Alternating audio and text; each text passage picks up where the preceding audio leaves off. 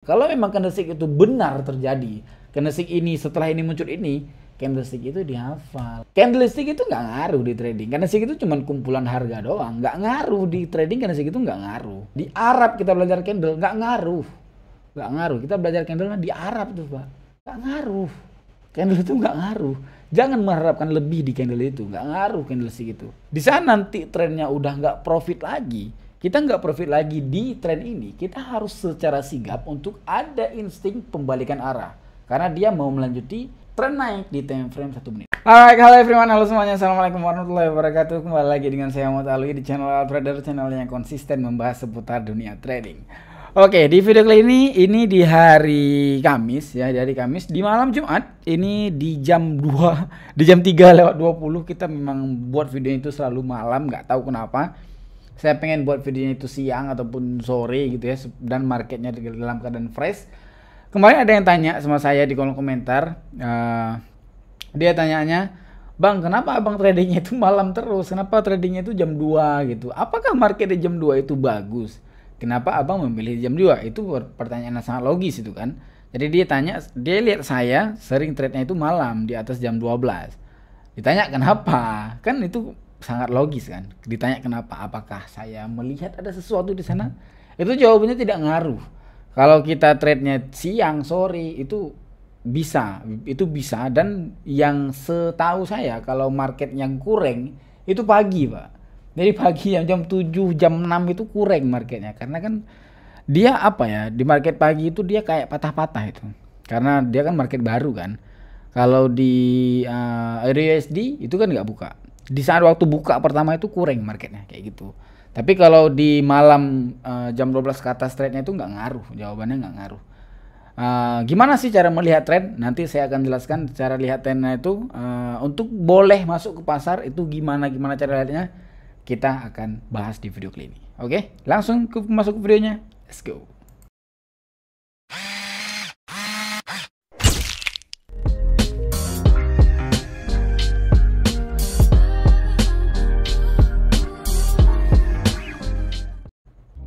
Alright, baiklah, kita udah masuk ke bagian videonya. Di sini mungkin kita tidak open posisi sama sekali. Kita open posisi mungkin tes aja, open posisi 14.000, open posisi yang tidak mengharapkan profit di sana.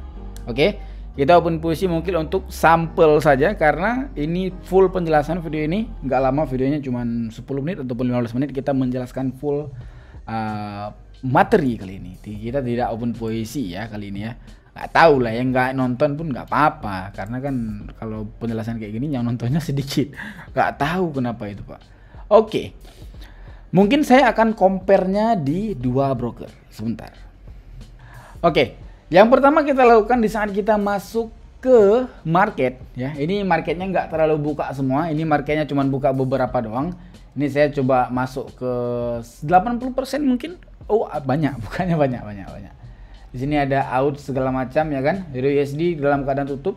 Tadi saya lihat tutup dia. OTC bahkan sekarang udah OTC. Oke. Kita pertama masuk ke market, kita coba cek market satu-satu deh ya. Di market out CAD. Kita melihat market yang bagus gimana, yang kurang gimana. Nah, di sini yang perlu diingat cuma satu, Pak. Kalau di market mata uang itu dia di saat dia kuat naik ataupun dia lebih tepatnya itu terlalu kuat ya di sini ya. Terlalu kuat naik ataupun terlalu kuat turun, kebalikannya itu boleh klaim bahwasannya nanti ke depannya dia akan koreksi di time frame besar. Ataupun bahasa lebih sederhananya itu di saat market yang udah terlalu kuat dia akan sideways ke depannya. Dia akan sideways sekitar paling sedikit 15 menit, paling sedikit. Apakah kita bisa open posisi di sideways itu? Bisa. Kita open posisi dengan SNR short. Oke. Itu sideways-nya kan sekitar 15 menit ataupun paling lamanya 1 jam pak, paling lamanya 1 jam, kadang-kadang paling lamanya itu bisa 2 jam. Nah sebenarnya apa yang terjadi, orang di trade yang long time ataupun forex punya, mereka itu trade-nya kan di OCAD, di manapun pokoknya di mata uang kebanyakan. Nggak ada orang main forex itu di Asian Composite Index, kayaknya nggak ada ya, cuman di Volume Trade orang main forex di Asian Composite Index. Sebenarnya yang terjadi kayak gini, kenapa dia setelah downtrend parah, dia itu akan sideways. Why? Kenapa bisa kayak gitu? Dan sideways-nya saya bilang tadi, paling rendahnya itu 15 menit. 15 menit itu segini, Pak. Segini 15 menit. Ini lihat, ini jam 1:30. Ini jam 1:45. 15 menit. Paling sedikitnya segini. Paling banyaknya bisa 2 jam lebih gitu. Kenapa? Why? Karena di saat kita masuk ke time frame 1 jam, karena kan orang-orang di sana menggunakan time frame 1 jam 30 menit gitu kan. Ini sebenarnya yang terjadi di saat dia downtrend kayak gini kan. Di saat dia downtrend di sini, dia harus sideways, harus flat, harus melakukan koreksi. Kenapa? Karena dia udah menjebol banyak. Dia udah jebol RSI, dia udah jebol stokastik, SMA-nya udah overpower. Itu yang pertama. Ini juga sama. Di saat dia udah kuat naik, dia akan sideways. Ini sideways kalau kita masuk ke time frame 1 menit. Ini sideways ini. Ini sideways. Kenapa bisa sideways? Ini coba diperhatikan. Ini kan satu candle ini. Satu candle ini artinya 60 candle di time frame 1 menit, Pak. Ini time frame 1 jam. Satu candle ini sama dengan 60 candle di time frame 1 menit. Oke. Nah, ini dia sideways, dia berarti di time frame segini, lobang kotak ataupun zona sidewaysnya itu segini di time frame 1 menit. Ini bisa dilihat di jam 22 kemarin. Di jam 22 kemarin di time frame 1 menit. Berarti start permulanya itu dari jam 22 sampai jam 7 pagi dia sideways. Sebenarnya sideways, sebenarnya di time frame 1 menit. Makanya terjadi di sana ada pembalikan arah, ada support resisten. Sebenarnya support resisten di situ cuman support resisten di sideways ini, di dalam kotak ini. Ini dia nih. Ini dia kalau dikotakkan dia sideways, Pak. Dan kalau terjadi tren di sana di time frame 1 menit, di time frame 1 menit ya. Dari jam 22 sampai jam 7 pagi dia kayak gini trennya. Jadi bayangkan ini dia yang merah ini dia. Yang naik ini dia. Yang turun ini, yang satu merah ini dia. Kayak gitu, sideways dia di time frame 1 menit. Itu penjelasannya. Cara lihat tren yang baik dan benar. Oke, itu yang harus diketahui. Kita kalau kupas semua lama kali video ini, bisa 1 jam. Oke. Ini dia dihitungannya itu baik, tetapi dia di sini dia mau kejar si support. Ini dia akan mengejar si area support. Makanya kalau di forex itu Bang Iwan akan memberi informasi di sini di out CAD suruh open posisi sell. Di cash for sinyal itu sering Bang Iwan tuh bilang, "Bang, ini kita ada signal nih di out CAD untuk forex open posisi sell ya. Open posisi sell nanti di TP nanti di angka sekian-sekian kayak gitu." Oke. Kita bahas lain. Di time frame 15 menit deh kita lihat dulu. Time frame 15 menit. Nah, dia sideways ini, Pak. Ini sideways ini sideways ini. Ini. Dari jam ini ya. Dari jam ini sampai ke sini ini sideways. Dari jam berapa? Dari jam 1:30. Oke, sampai sekarang. Kita masuk ke time frame 1 menit. Saya jelaskan yang tadi cuman saya shortkan lagi. Saya persimpelkan. Dari jam berapa tadi? 1:45. Berarti dari sini dia sidewaysnya tadi kan. Dari jam 1:30 tadi kan. Nih, ini dia sidewaysnya yang tadi itu tuh. Yang tadi yang saya kotakkan tadi. Dari jam 1:30 ini dia sidewaysnya. Coba kita masuk sekali lagi ya. Di time frame 15 menit. Ini dari jam 1:30. White.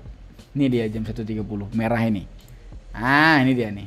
Ini sideways tadi, cuman dia sedikit. Tapi di sana di time frame 1 menit panjang. Karena kan sama dengan satu candle ini sama dengan dia 15 candle di time frame 1 menit. Oke. Itu kalau tren kayak gitu udah tahu kita arahnya kemana, itu boleh kita masuk ke market. Kayak gitu. Itu tren yang baik, tren yang buruk. Kita masuk lagi kita ke market lain, coba kita jelaskan satu persatu. Nggak ada janji jelaskan satu persatu, nggak, tapi saya jelaskan yang penting-penting aja. Nah, ini dia tren yang kayak gini, ini dihitungnya tren bagus. Ini dihitungnya tren yang bisa lah tren ini ya. Kenapa? Karena dia udah melewati si support. Ini dia. Ini support terakhirnya. Ya kan? Dia udah melewati si support, berarti dia udah terlepas dari sideways.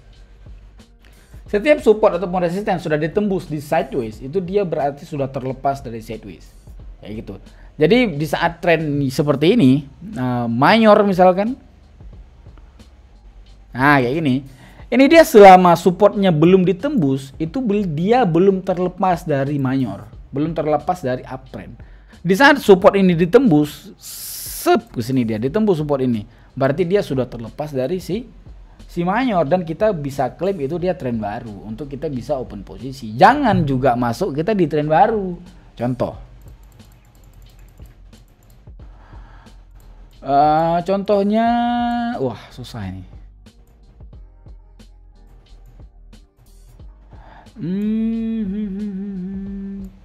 Contohnya. Oke, ini dia contohnya ada ini. Nah, ini dia. Ini dia mayor tadi yang kita bahas tadi, mayor yang kita bahas tadi kan. Ini dia mayornya, ya kan? Ini supportnya ini. Sing. Ini support ini ditembus, support terakhir ini, Pak, ditembus. Ditembus ke bawah. Apakah kita langsung masuk di sini? Open posisi sell? Tidak juga. Kita jangan masuk di barunya.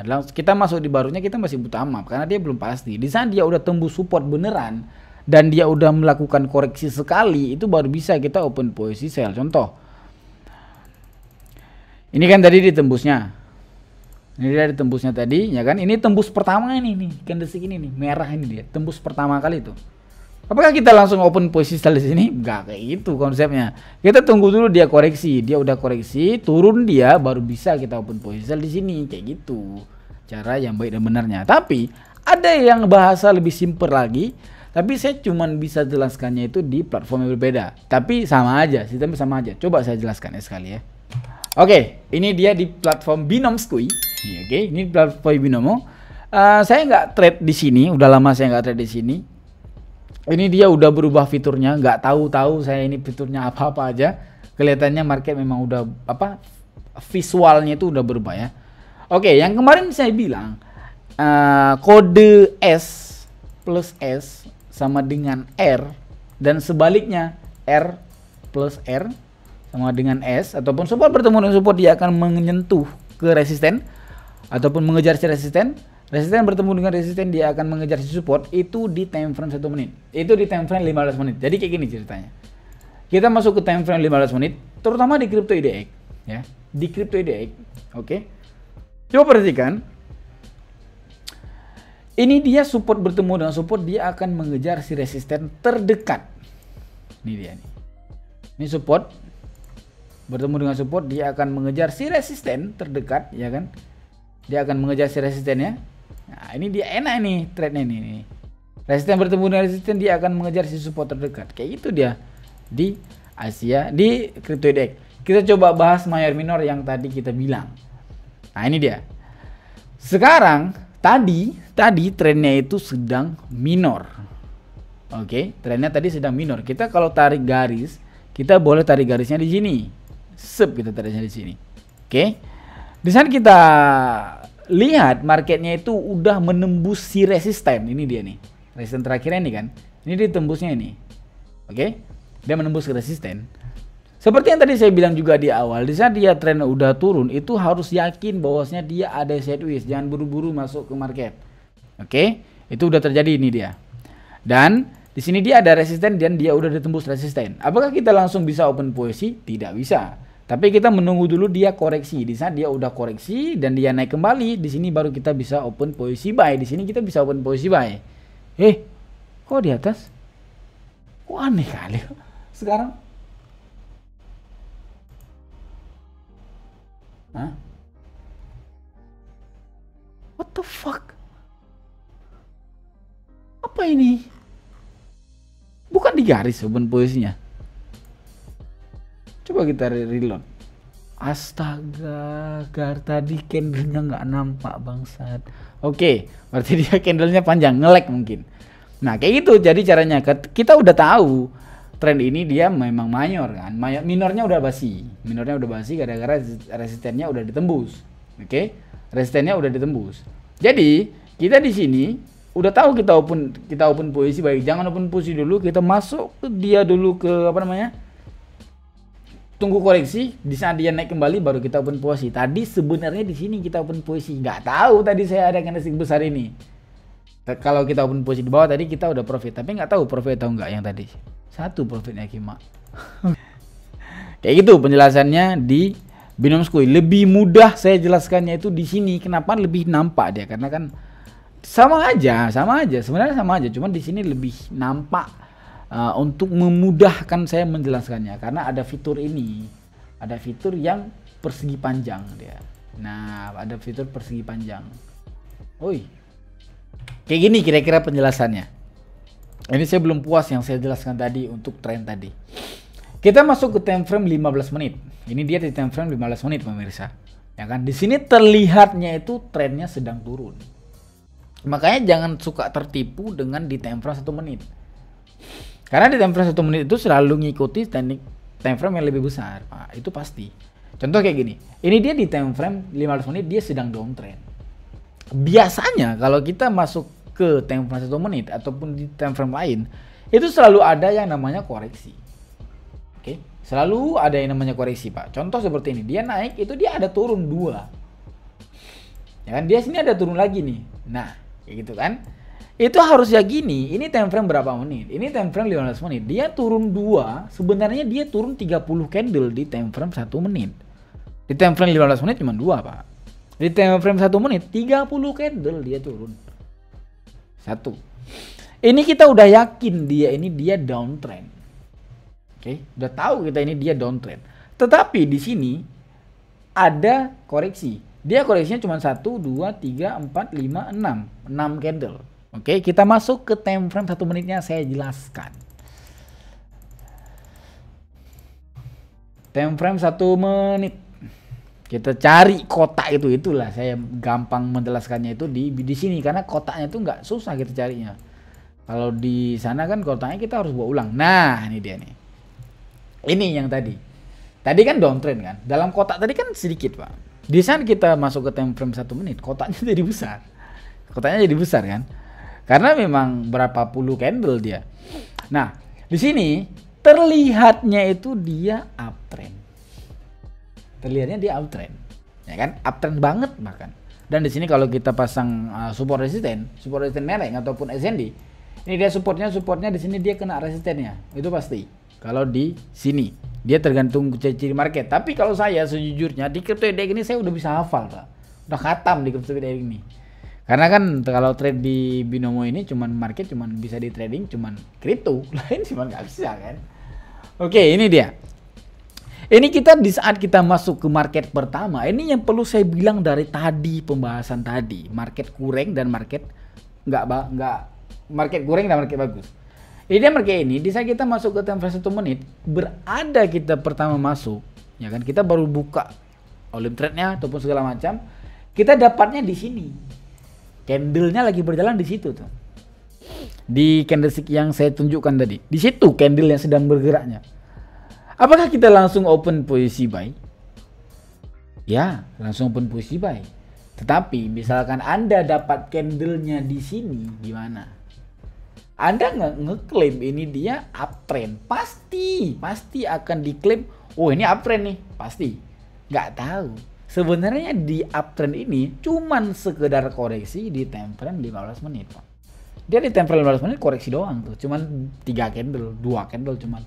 Tapi di sini dia bisa tuh naiknya itu bisa 60 candle, padahal naiknya cuma naik sebentar karena di sana cuma sekedar koreksi. Nanti udah selesai koreksi dia melanjuti, ini dia yang dilanjutkan tren turun kayak gitu. Oke, kita coba jelaskan yang 2 candlestick tadi di time frame 15 menit. Nah, ini dia masuk ke kotak.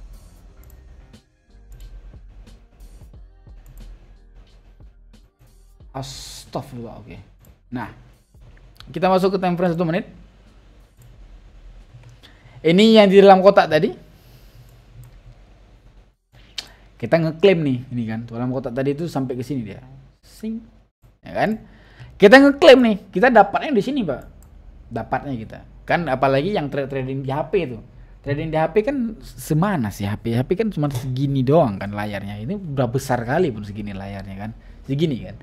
Nampak memang tuh kalau kita zoom out banget tuh. Kalau kita zoom out banget udah kecil kali candle nampak. Memang saya tahu nampak.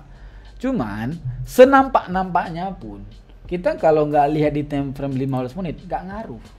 Nggak ngaruh. Kalau kita udah lihat di time frame 15 menit, oh di belakang uptrend banget, Pak. Di belakang uptrend banget nih, di time frame 15 menit. Kan? Kita lihat dulu di time frame 15 menit. Keadaan maknya lah. Aduh, bukan keadaan maknya, keadaan besarnya. Oh di time frame 15 menit lagi uptrend banget nih. Tapi di time frame 15 menit, di time frame 1 menit, kok turun? Masa kita open position? Bisa nggak kita open position di sini? Bisa. Tapi dalam keadaan tahu ataupun dalam keadaan sadar, di sana nanti trennya udah nggak profit lagi. Kita nggak profit lagi di tren ini. Kita harus secara sigap untuk ada insting pembalikan arah. Karena dia mau melanjuti tren naik di time frame 1 menit. Kayak gitu.